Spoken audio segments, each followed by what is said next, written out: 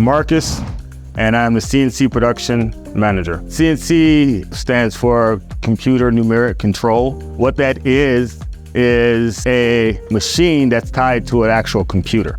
All right, so some of the first couple of steps that we take to produce our world-class machines is we get CAD models from our engineering team, and we then dissect those models into programming language. That programming language is uploaded into our world-class machines, and we decipher whether we can start actually cutting chips. We take raw stock of aluminum, 6061, and we load it into the machine that's been programmed by one of our in-house programmers, and get a grip or a body or any other external component that's germane to that project. So with that being said, we go through an extensive quality control aspect to ensure that each one of these are medical grade tolerance parts. So once these are fully machined, it also goes through our polishing process. This polishing process takes out that couple of thousands, which allows us to send this product to anodizing and give you the shine that you see here.